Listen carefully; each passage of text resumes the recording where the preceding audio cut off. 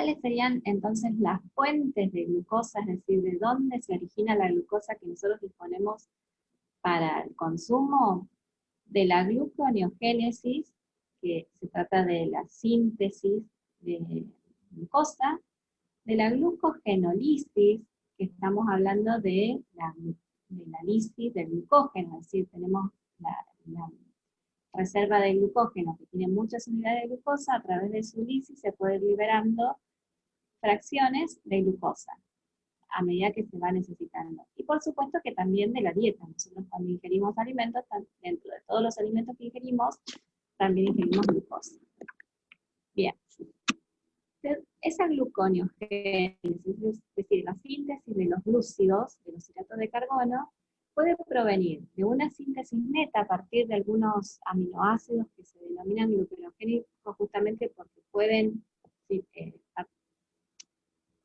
ser precursores de la síntesis de glucosa, o también que se produce principalmente en el músculo estriado y en los eritrocitos, ya que es el metabolismo de los eritrocitos es glucosa lactato, y de la alanina. La alanina es un aminoácido, como ustedes saben, este aminoácido es uno de los principales que circula en la sangre, y es uno de los aminoácidos que se utiliza para el transporte de los glucosaminos en el torrente sanguíneo, que en caso de inanición también puede ser una fuente muy importante para la síntesis de glucosa. Entonces, si nos centramos en la gluconeogénesis, es decir, en la biosíntesis de los glúcidos, lo que tenemos para decir es, estamos hablando de biosíntesis, o sea que partimos de precursores pequeños para sintetizar algo que es más grande.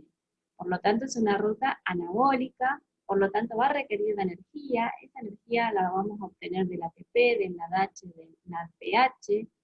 Estos son moléculas que transportan electrones, ¿sí? El NADH, como ya saben ustedes, veíamos que lo llevaban a la cadena de transporte de electrones. Bueno, en este caso estos electrones se van a usar para esta ruta de anabolismo, que son reductoras, o sea que hay una reducción, que normalmente son oxidaciones en conjunto, ¿no? En todo lo que es el principio y el final de las vías.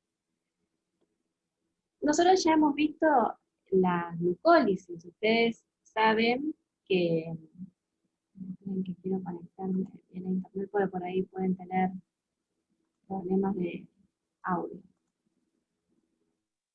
Bueno.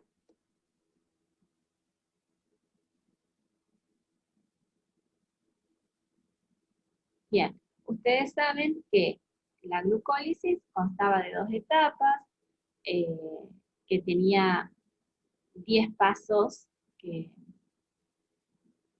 esas 2 etapas, que el producto era el piruvato, partíamos de la glucosa. Bueno, la biosíntesis de glúcido podemos decir que es el paso o el camino opuesto a la glucólisis, pero no podemos decir que son exactamente opuestos, sino que tienen algunos pasos que son compartidos, que son aquellas vías, partes de las vías que son reversibles, pero así como habíamos visto, que ya esto lo mencionamos en la glucólisis, que había pasos que son reversibles, hay otros que son distintivos para cada vía, que son totalmente diferentes y catalizados por enzimas diferentes, que hacen que cada vía se maneje en forma independiente respecto de la otra. Sí va a haber algunos moduladores y reguladores que van a ser comunes, que activan un lado y desactivan el otro. Pero las vías no son exactamente opuestas por la existencia de estas enzimas, que son las enzimas reguladoras, que hacen que cada uno de estos pasos sean irreversibles en su conjunto. Entonces, si tenemos que definir la gluconeogénesis, decimos que es el proceso de formación de glucosa a partir de precursores que no son carbohidratos.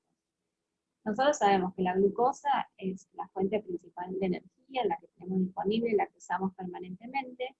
Hay algunas células que la requieren en forma constante, continua, Y algunos de los tejidos usan a la glucosa como única fuente de energía. Si nosotros miramos esta presentación, vemos que el cerebro depende de la glucosa como combustible primario, y el eritrocito es la única fuente de energía que tiene. Por otro lado, sabemos que el cerebro consume 120 gramos por día de glucosa, mientras que el organismo en total, en conjunto, va a consumir 160 gramos de glucosa por día. Si vemos las reservas que tenemos de glucosa, los líquidos corporales tenemos 20, mientras que en el glucógeno tenemos 160. Estas reservas no son suficientes ante una demanda aumentada de glucosa. Por lo tanto, en la mayoría de los casos, estas reservas son insuficientes para cubrir las necesidades diarias de glucosa. Es decir, que todos los días se tienen que poner en marcha los mecanismos de biosíntesis de glucosa. O si tenemos periodos largos de inanición, también puede ser que requiramos obtener la glucosa de biosíntesis interna, endógena, porque es la que necesitamos para poder seguir funcionando en nuestras células. Entonces, ¿cuándo va a haber gluconeogénesis? Cuando tenemos condiciones de ayuno prolongado o entre comidas, cuando esos periodos son extensos, o después de un ejercicio vigoroso donde la glucosa disponible la consumimos rápidamente. Bueno, si tenemos que hablar de cuáles serían los precursores, bueno, en el caso de la gluconeogénesis no tenemos un único precursor, sino que la gluconeogénesis, y esto es bastante obvio, pensar que tiene precursores de distintas vías, cosa de asegurarse de que este requerimiento tan importante que no nos puede faltar, se pueda producir desde distintos lugares, que no tengamos una sola fuente de precursores, sino que tengamos varias para asegurarnos de tener la glucosa. La glucosa es un metabolito que sí o sí lo necesitamos para que nuestras células vivan. Nuestras células críticas, como pueden ser las del cerebro, el riñón, el corazón, el músculo, si no tienen glucosa, esas células se pueden morir. Y eso implicaría un daño en el organismo e incluso la muerte. Entonces, existen varios precursores para que la gluconeogénesis se produzca. Entre ellas el piruvato. El piruvato sería la principal vía de gluconeogénesis, pero si no tenemos piruvato, tenemos otras alternativas, como puede ser el lactato. Recordemos que el lactato se producía en el metabolismo de la glucosa, en anaerobiosis, en varios tejidos como el músculo, pero también se produce constantemente en el metabolismo de los eritrocitos. El glicerol, ¿de dónde venía el glicerol? ¿Se acuerdan? El glicerol venía de la degradación de los ácidos grasos. El glicerol puede transformarse también en glucosa. Y por otro lado, hay la mayoría de los aminoácidos son gluconeogénicos, lo que significa que pueden formar glucosa a partir de su estructura. Bien, por otro lado, la gluconeogénesis nos asegura de eliminar ese lactato que se produce en los músculos, porque si acumular el lactato que se va produciendo por el metabolismo normal de las células, ese lactato es tóxico para las células. Entonces, de esta manera, se asegura de consumir ese lactato y que no se acumule. Y además también de reutilizar el glicerol que se produce en el tejido adiposo por la degradación de los triglicéridos. Bien, entonces, nosotros podemos ver que para la gluconeogénesis tenemos varios precursores. Dijimos, por un lado, el glicerol. El glicerol se puede transformar en glicerol 3-fosfato, que es una molécula de 3 carbonos, que a su vez se puede transformar en dihidroxiacetona. ¿Se acuerdan de esto, de la glucólisis? Que estaba en equilibrio con el gliceraldehído 3-fosfato, que a su vez después nos movíamos hacia arriba en la vía de la glucólisis y nos daba fructosa 1,6-fosfato, y a su vez en varios caminos, varias reacciones sucesivas, terminábamos en glucosa. Entonces, glicerol, esta es la forma de entrar a la vía gluconeogénesis. Después tenemos aminoácidos. Muchos aminoácidos se transforman por reacciones de transaminación principalmente en piruvato. Entre ellos la alanina, que es uno de los más importantes, por eso hacemos insistencia, por la abundancia que hay, por la importancia que tiene la alanina en el transporte de grupos amino, pero también hay otros aminoácidos que mediante sus distintas reacciones dan piruvato. Y el piruvato puede transformarse en oxalacetato. Recordemos que el oxalacetato, que lo teníamos en el ciclo de Krebs, podía derivar en la formación de glucosa. Y acá tenemos un poco la modalidad. Pasa fosfonolpiruvato, que termina en glicerol dihidrotrofosfato, y terminamos en la misma vía de biosíntesis. También el propionil-CoA, que también termina dando oxalacetato, y si llega a oxalacetato, entonces puede seguir la vía de la gluconeogénesis. El lactato, por otro lado, también puede transformarse en piruvato, y esa es la puerta de entrada para la gluconeogénesis. Esos son, de alguna manera, este esquema lo que pretende mostrar es cómo diversas moléculas que provienen de distintas vías, de los ácidos grasos, de los aminoácidos, el metabolismo mismo de los hidratos de carbono en distintas células, pueden ser precursores para la biosíntesis de glucosa. Y esta es la reacción que nosotros vimos en glucólisis.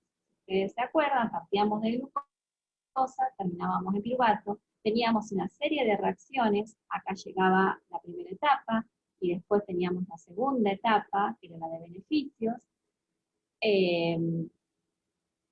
Y en este esquema lo que podemos ver es que hay una vía en contraposición con esta, que partimos de piruvato y llegamos a glucosa. En este esquema se visualiza muy bien el tema de las enzimas que son diferentes en estas vías. Sabemos que 7 de las 10 reacciones de la glucólisis son idénticas a la gluconeogénesis, que son estas que están marcadas con ficha de ida y vuelta, que son las reversibles, es decir, que pueden ir en una dirección o la otra de acuerdo a la presencia de los sustratos que tengamos. Si tenemos mucho de un sustrato, va a significar que esta reacción se va a favorecer en que se produzca para determinada dirección. Pero después tenemos otras que están reguladas por las enzimas específicamente, que son este primer rodeo, que para el caso de la glucósidos estaba regulada por la piruvatoquinasa, pero para la gluconeogénesis tenemos dos enzimas, la piruvato carboxilasa y la fosfoenolpiruvato carboxilinasa. Después tenemos un segundo rodeo catalizado por una enzima diferente a la fosfofructoquinasa, que es la fructosa 1,6-bifosfatasa, y un tercer rodeo que pasa la glucosa 6-fosfato directamente a glucosa, que la glucosa es lo que nosotros necesitamos para que circule en la sangre y llegue a los distintos tejidos, sin estar fosforilada. Y esa es la glucosa 6-fosfatasa. Ese sería el tercer rodeo. Esos rodeos están catalizados por enzimas irreversibles, lo que hace que estas enzimas están reguladas, que tienen efectores de activación y de inhibición, y que por otro lado hace que se favorezca una de las vías o la otra, pero que no están ambas activas al mismo tiempo. Si tenemos que mirar el primer rodeo, volvamos al anterior, vemos que tenemos que el piruvato termina en fosfoenolpiruvato. Fíjense cómo es esta vía y dónde está ubicado. El piruvato está en el citosol. Para poder pasar o entrar a la gluconeogénesis, tiene que ser un paso previo por la mitocondria. El piruvato puede pasar la mitocondria, la membrana interna de la mitocondria, y a través de una enzima mitocondrial, que es la piruvato carboxilasa, pasa a oxalacetato. El oxalacetato no puede salir directamente de la mitocondria, entonces pasa a malato. Fíjense aquí que consumen ADH, luego el malato sale de la mitocondria al citosol y vuelve a pasar a oxalacetato, un ida y vuelta. Pareciera una reacción medio innecesaria, de mal gasto, de mal uso de los recursos, sin embargo tiene una cierta lógica. En la mitocondria hay una alta cantidad de NADH, en el citosol es mucho menor. es 10 a las 5 veces mayor en la mitocondria y en el citosol. Y nosotros habíamos dicho hoy que para que la gluconeogénesis se produjera necesitábamos NADH. Si tengo poco NADH en el citosol, no se va a poder producir. Entonces, para que se produzca, esto es una forma alternativa de trasladar NADH que está en la mitocondria al citosol. Y estos nos van a servir después para los pasos siguientes de la biosíntesis de glúcidos. Entonces, nuevamente, piruvato del citosol pasa a la mitocondria, se transforma en oxalacetato, que pasa a malato, que puede salir de la mitocondria, y a su vez, en esa transformación, traslada equivalentes NADH, que son los que nos van a servir para las próximas reacciones. La enzima clave de esta vía es la piruvato carboxilasa, que es la que está regulada, pero por otro lado, si no tuviéramos la presencia de NADH, esta reacción no podría suceder. Esta vía, la del piruvato, predomina cuando tenemos como precursor justamente al piruvato o a la alanina. Nosotros habíamos visto que la alanina es la vía de entrada a la gluconeogénesis a través del piruvato. El lactato también, pero después vamos a ver una diferencia respecto de esto. Se los voy adelantando ahora ya que tenemos este grafiquito. El lactato puede pasar a piruvato directamente en el citoplasma a través de la lactato deshidrogenasa y acá mismo produce NADH. ¿Sí? Acá mismo, no necesita sacar a través de la reacción de la malato deshidrogenasa mitocondrial, sino que como pasa a piruvato directamente en el citosol y en esa reacción se genera NADH, los equivalentes NADH necesarios ya los estoy produciendo. Entonces, la reacción en la mitocondria del piruvato, oxalacetato y fósforo al piruvato no requiere trasladar NADH.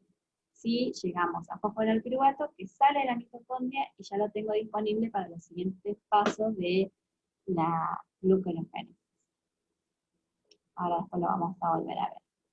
En la reacción global, en esta primera reacción global, lo que vemos, que partimos de piruvato, llegamos a fósforo al piruvato. Que se consume ATP y GTP, fuentes de energía, que entra dióxido de carbono y sale dióxido de carbono. Esa forma de carboxilar y descarboxilar nos sirve para activar al piruvato, a fósforo al piruvato, que es la forma de poder continuar la gluconeogénesis. ¿Qué sucede entonces? Volvemos a repetir en el caso de tener como fuente el lactato. ¿Cuándo vamos a tener una gran fuente de lactato? Principalmente en el ejercicio intenso. En el ejercicio intenso se nos acaban los recursos de la glucólisis porque me consumí todo el glucógeno que tenía, se me acaba el oxígeno, no puedo usar oxígeno, tengo que hacer fermentación láctica. Produzco grandes cantidades de lactato. Yo le dije el lactato acumulado puede dar trastornos metabólicos, pero por otro lado se reutiliza para poder volver a formar glucosa que me sirve de fuente de energía. O sea, si yo me consumo todo el glucógeno, toda la glucosa, me quedo en un momento sin energía. Entonces, el lactato tiene la posibilidad de transformarse en glucosa a través de esta vía, lo que les mostraba recién. Lactato a piruvato, en la mitocondria se transforma en fósforo el piruvato y después sigue la reacción en ese sentido para producir glucosa. Entonces, el NADH directamente se produce en el citosol, no es necesario pasar por la reacción del malato. Bien. El segundo rodeo, entonces, dijimos que era el de la fructosa 1,6-bifosfatasa, que transforma la fructosa 1,6 en fructosa 6-fosfato, se desfosforila la hidrólisis del fosfato que estaba en posición 1 y ahora no lo tengo más. Eso es lo que, esa reacción también está regulada. El tercer rodeo, y último, es la desfosforilación de la glucosa, es decir, tengo la glucosa 6-fosfato y la quiero como glucosa, que es la que se va a transportar en el torrente sanguíneo hacia los distintos tejidos donde se va a utilizar. Eso está catalizada por la glucosa 6-fosfatasa. esta enzima está ubicada en el citoplasma, pero no está libre, sino que está en el retículo endoplasmático liso. ¿Cuál sería la función de que esté en ese lugar? Bueno, nosotros estamos hablando de que la glucosa se va a transportar en el torrente sanguíneo. Recordemos que el retículo endoplasmático, lo que hemos visto en biología o lo que han visto anteriormente en biología, servía para aquellas moléculas, modificaciones o síntesis de aquellas moléculas que van a ser exportadas de la célula. Esta célula, principalmente el hígado, que es el que sintetiza la glucosa, se produce en el hígado, pero tiene que ser exportada a los otros tejidos. Entonces, la forma de entrar a la vía de exportación es a través de las vesículas que se forman en el retículo endoplasmático liso. El sistema REL consistía en un sistema de membrana donde se formaban vesículas que al unirse con la membrana plasmática permitían liberar el contenido a un torrente sanguíneo, y así después se puede transportar. Por eso es que se ubica en esa región. Entonces, nosotros podemos ver que la gluconeogénesis se ubica realmente en 3 sitios para que se genere la síntesis de glucosa. Por un lado, en el citosol. Por otro lado, por las enzimas, que la mayoría de las enzimas están en el citosol, en la mitocondria para generar NADH a través del malato, de los malatos de cirogenasa, tanto mitocondrial como citosólica, y por otro lado el retículo endoplasmático liso del citoplasma. Fíjense que está ubicada en distintas regiones de la célula. Les quiero recordar, que vuelvo,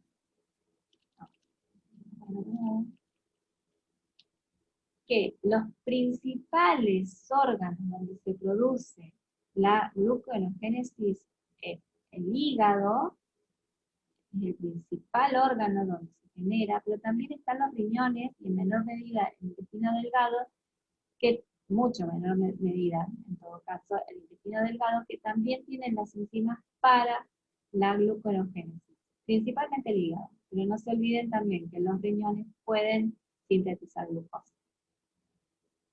No se los había comentado, por eso volví. Bien, entonces, fíjense que en realidad la gluconeogénesis consiste en una serie de pasos que se requiere ATP, 4 ATP, 2 GTP, 2 NADH, por cada glucosa que se forma a partir del piruvato. Fíjense cómo acá otra vez destacamos la diferencia entre las dos vías. La glucólisis producía en forma neta 2 ATP, y acá sería la inversa, entre comillas, se requieren 4 ATP y 2 GTP. Tiene un alto requerimiento energético, pero bueno, sí es una reacción que es irreversible. Fíjense que tiene un delta G de menos 63.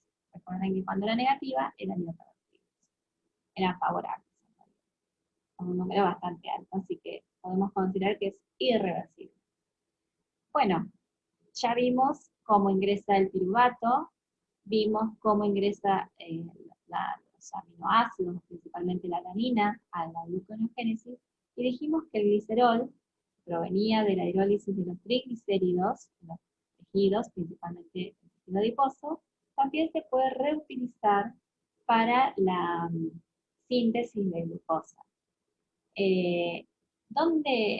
¿Cómo es este paso? Bueno, el glicerol se va a transformar en alguno de los intermediarios que ya conocemos de la vía glucolítica, gluconeogénica. Llega a glicerol dietilfosfato con consumo de ATP y a dihidroxiacetona fosfato. ¿Se acuerdan que teníamos en la glucólisis el equilibrio? Bueno, con fosfonilpiruvato, de acá puede partir a la formación de glucosa. Y por otro lado, varios intermediarios del ciclo del ácido cítrico pueden incorporarse, en caso de ser necesario, a la síntesis de glucosa. Fíjense, el alfa-cetoglutarato, el succinato, el fumarato, el oxalacetato, todos confluyen ante las necesidades a la síntesis de glucosa. Entonces, distintas moléculas o biomoléculas que puedan llegar a cualquiera de estos intermediarios del ciclo del ácido cítrico pueden confluir en la síntesis de glucosa. Fíjense la gran cantidad de aminoácidos que los tenemos marcados que pueden llegar a dar glucosa. Estos son los que se llaman gluconeogénicos o glucogénicos. Son aminoácidos que ingresan a través del ciclo del ácido cítrico principalmente, y sus estructuras carbonadas van a ser utilizadas para la síntesis de glucosa. Entre ellas, principalmente les marco la alanina y el glutamato. Principalmente porque son los que están en mayor cantidad, tienen una función muy importante en el metabolismo de los aminoácidos, que después vamos a poder verlo, pero también tenemos otros que pueden ingresar, asparagina, aspartato, etc. Entonces, estos aminoácidos se llaman glucogénicos. Y podemos pensar, bueno, tenemos los aminoácidos, tenemos el piruvato, tenemos el glicerol, y los ácidos grasos nos sirven para, si yo tengo una deficiencia de glucosa, no tengo más glucógeno, necesito sintetizar glucosa porque estoy haciendo una actividad física intensa y ya no tengo más recursos energéticos. Los ácidos grasos pueden darme a través de la acetil-CoA, por ejemplo, de su oxidación, ingresar al ciclo de Krebs y darme estructuras carbonadas para formar glucosa. Bueno, los ácidos grasos de cadena par, todos confluyen a acetil-CoA. ¿Se acuerdan? En la oxidación de los ácidos grasos, todos me daban acetil-CoA. El tema es que la acetil-CoA entra al ciclo de Krebs como 2 átomos de carbono. Y en el ciclo de Krebs completo salen 2 dióxidos de carbono, con lo cual entran 2 carbonos, salen 2 carbonos. Entonces, no sirve para darme estructura carbonada para dar glucosa. Sin embargo, el succinil-CoA sí entra al ciclo, porque ya pasé la parte de pérdida de dióxido de carbono y puede darme glucosa. El succinil-CoA se obtiene de la oxidación de los ácidos grasos de cadena impar. Tenía que darme los de 2 carbonos más uno de 3 carbonos, que es el succinil-CoA, para poder ingresar después acá, y en ese caso sí me puede dar glucosa como forma de carbono, ¿no? Pero la hidrólisis de los ácidos grasos no se utiliza como estructura carbonada, por esto que les estoy diciendo, pero sí aporta gran cantidad del ATP y del NADH que se necesita para la síntesis de glucosa. Entonces, en definitiva, sí aporta, tiene su contribución en lo que es la glucólisis. Entonces vimos que tanto los aminoácidos como los ácidos grasos son importantes cuando se requiere energía en forma de glucosa. Participan de distintas maneras. ¿Sí? Bueno, ¿cuál es la circulación tanto de los aminoácidos como el lactato en relación al tejido y al hígado? Nosotros sabemos que principalmente toda la gluconeogénesis sucede en el hígado, pero el lactato, ¿dónde se producía? Principalmente en el músculo. La alanina también proviene de otros tejidos, principalmente el músculo también. Entonces existen 2 ciclos, uno es el que se llama ciclo de Cori y el otro el que se llama ciclo de la alanina glucosa, a través de los cuales se transporta estas moléculas desde el tejido hacia el hígado donde se va a utilizar. Por ejemplo, esto ya lo han visto, nosotros ya lo charlamos en la glucólisis, donde la glucosa, por fermentación láctica, cuando se requería ATP, se transformaba en lactato. Pero ese lactato no se puede acumular en el músculo, sino que tiene que salir a otros tejidos, al hígado, donde se va a transformar en glucosa nuevamente. Esa glucosa, que si se requiere, pasa a la circulación y vuelve al músculo, o pasa al glucógeno como depósito para cuando posteriormente se requiera. Este ciclo es el que se llama ciclo de Cori. Por otro lado, En el músculo también se produce consumo de glucosa y se utiliza para la síntesis de proteínas. Recordemos que en el músculo consiste en muchas fibras proteicas. La glucólisis a través de la glucosa a través de la glucólisis me da piruvato, que por reacciones de transaminación puede pasar a alanina. Esta alanina que se requiera para hacer glucosa, sintetizar glucosa, puede moverse desde el músculo hacia el hígado y ahí dar glucosa. Este ciclo es el que se llama alanina-glucosa. Estas dos son fuentes muy importantes de precursores para la glucólisis, ¿sí? Para mantener los niveles de glucosa en un rango normal, aún estando en ayuno, aún sin haber incorporado a través de la dieta. Bien, vamos a ver un poquito de la regulación de la glucólisis y de la gluconeogénesis. Nosotros ya habíamos visto, cuando vimos glucólisis, que estaban reguladas en forma recíproca, es decir, cuando una está activa, la otra está desactivada. Obviamente es una cuestión lógica, ¿no? Tenemos las enzimas que están reguladas, son las que forman parte de esos tres bucles o bypass o rodeos, como se llaman, donde están las enzimas reguladas. Dijimos que la primera es la coconolpiruvato carboxilasa, fructosa 1,6-bisfosfatasa, y la glucosa 6-fosfatasa, acá le falta el nombre de la enzima, pero es la que hidrolizaba el fosfato en posición 6 y lo pasaba a glucosa. Tenemos un regulador muy importante que es el acetil-CoA. ¿Cuándo se nos va a aumentar la cantidad de acetil-CoA? Cuando las necesidades energéticas están satisfechas. Fíjense que el piruvato podía pasar a acetil-CoA a través del complejo piruvato deshidrogenasa. Cuando tengo una gran cantidad de acetil-CoA, cuando se empieza a acumular acetil-CoA, esta piruvato deshidrogenasa se frena, entonces se me acumula piruvato. ¿Sí?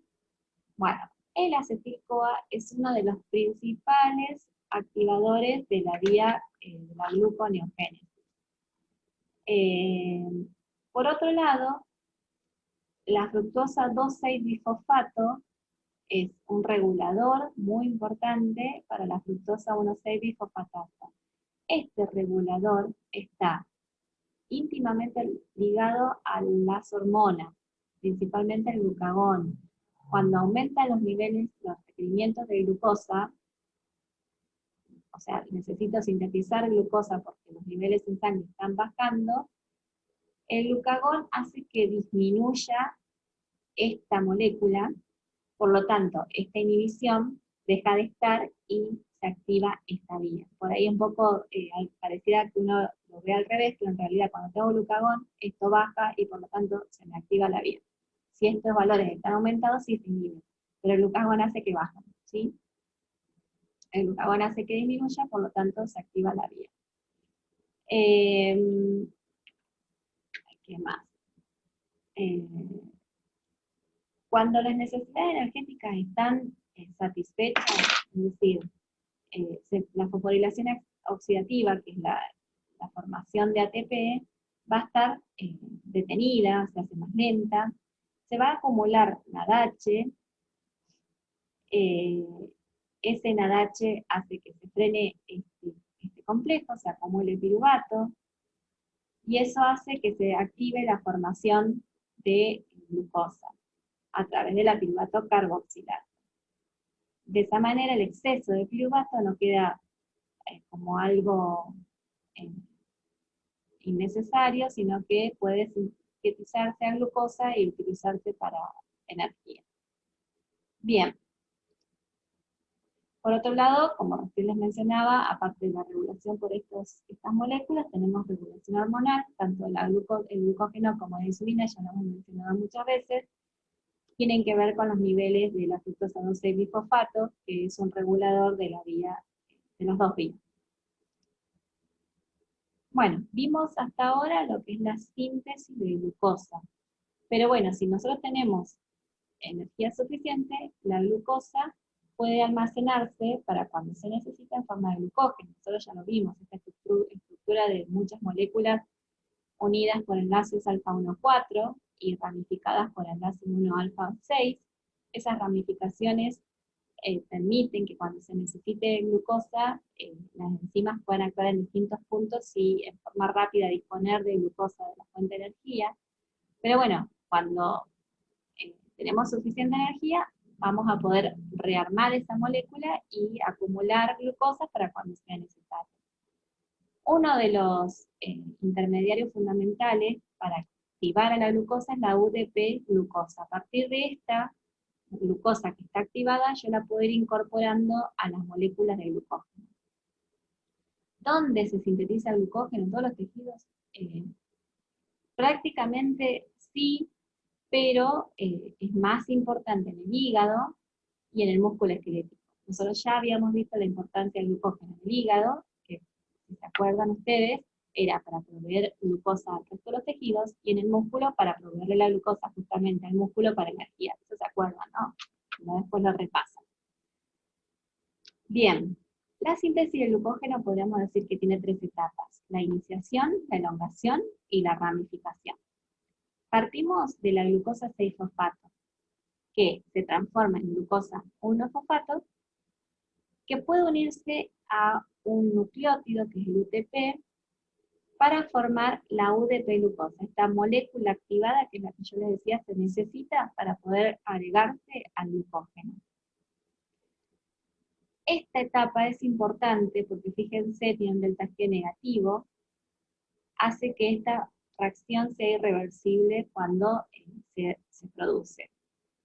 Entonces, tenemos el UDP-glucosa que después, a través de la enzima glucógeno sintetasa, puede ir agregándose el glucógeno para formar moléculas más grandes de glucosa, pero esta enzima une en forma de enlaces alfa 1,4, es decir, en forma lineal. Ustedes recuerden que el glucógeno tenía ramificaciones 1,6. Entonces, para eso va a actuar la enzima ramificante, que es la que le va a dar las ramificaciones. Y todo esto en su contexto es lo que termina formando el glucógeno. La glucógeno sintetasa, o la glucógeno sintasa, que es la que va agregando las unidades de UDP-glucosa, no puede actuar desde cero. No puede agarrar una UDP-glucosa, agregársela a otra, etcétera, etcétera, sino que requiere de una proteína, que es la glicogenina, que actúa como cebador. Es decir, la glucogenina es la que se va a unir a glucosas, a unidades de glucosas, por lo menos a partir de 4, ya después la glucógeno sintasa puede actuar, pero une algunas más, 7, 8, y a partir de todas esas unidades de glucosa unida, ahí sí puede empezar a actuar la glucógeno sintasa, añadiendo en forma lineal unidades de glucosa. Y después sí, la ramificante agregando las ramificaciones. ¿Sí? Nada, la glucogenina entonces es el cebador para el inicio de la síntesis de cero de glucógeno. Después esa glucogenina queda sepultada, podríamos decir, en toda esa molécula grande de glucógeno que se termina formando. Bueno, acá está cómo actúa la glucógeno sintasa, agregando unidades de glucosa, y la enzima ramificadora agregando enlaces 1 alfa 1,6, ramificación. Como para ir terminando, hacemos una síntesis de lo que es la regulación hormonal. La glucógeno sintasa es activada por la insulina, es decir, cuando tengo una carga grande de glucosa, la insulina va a favorecer la síntesis de glucógeno a través de la activación de esta enzima, mientras que el glucagón tiene la función inversa. Y si tenemos que hablar de la degradación del glucógeno, como ya vimos, el glucagón lo va a activar. ¿Por qué? Porque me está indicando que necesito glucosa en la sangre. Entonces, me favorece la degradación de glucosa, me da las unidades de glucosa, Y lo mismo pasa con la adrenalina, que respondía a las necesidades energéticas del músculo principalmente. Se liberaba cuando hay un estrés, por ejemplo en el ejercicio. Y la insulina obviamente va a tener la función inversa.